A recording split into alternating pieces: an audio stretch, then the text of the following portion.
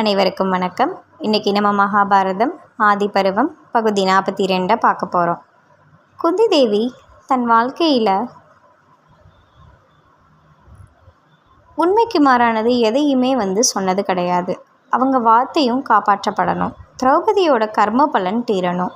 எனவே நீங்கள் ஐவரும் திரௌபதியை திருமணம் செஞ்சு கொள்ளுங்கள். வருடத்துக்கு ஒருவனுடன் மனைவியாக திரௌபதி இருப்பாள்.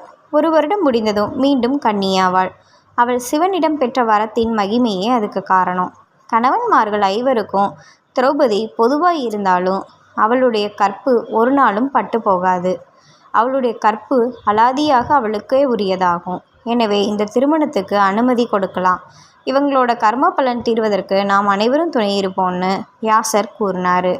அனைவரும் சம்மதம் தெரிவிக்கிறாங்க. வியாசர் விடைபெற்று செல்றாரு. அந்தி வேளை வந்தது. அன்று பகல் முழுவதும் நிகழ்ந்த செயல்கள் அனைத்தும் முடிவுக்கு வந்து அமைதி நிலவியது. அப்போது அங்கு கிருஷ்ணரும் அவருடைய தமையன் பலராமனும் அவங்களுடைய அத்தை குந்தி தேவியை தரிசித்து தங்களுடைய வணக்கத்தை செலுத்துவதற்கு குடிசைக்கு வர்றாங்க. குந்தி தேவி தன் மைந்தர்களாகிய பாண்டவர்களை அவ்விருவருக்கும் அறிமுகப்படுத்துகிறாங்க. அப்போதுதான் அவர்கள் பரஸ்பரம் முதல் தடவை ஒருவரை ஒருவர் பார்க்கின்றார்கள். வயதை அனுசரித்து முறையாக அவர்கள் ஒருவரை ஒருவர் வணங்கி கொண்டனர். அப்போது தொடங்கிய உறவு எப்பொழுதும் நிலைத்திருப்பதற்கு ஏற்றவாறு அமைந்தது.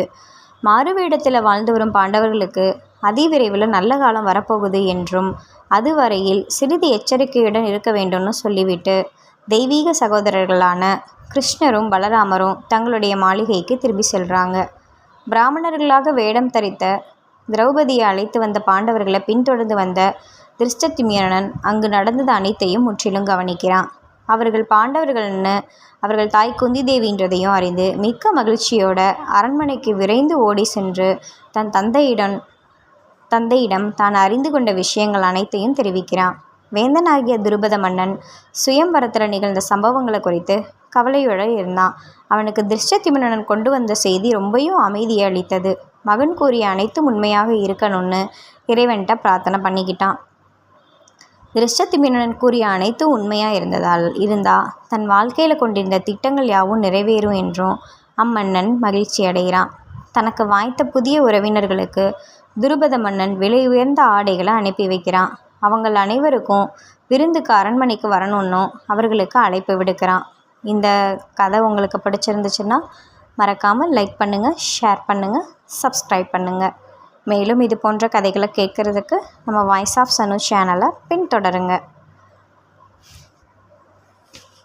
இன்னொரு கதையில் உங்களை நான் சந்திக்கிறேன். அது வரைக்கும் உங்ககிட்ட இருந்து விடை பெற்றுக்கொள்கிறேன். வாய்ஸ் ஆஃப் சனு சேனலுக்கு நீங்கள் புதுசுன்னா நம்ம சேனலை சப்ஸ்கிரைப் பண்ணிவிடுங்க மக்களே. நன்றி, வணக்கம்.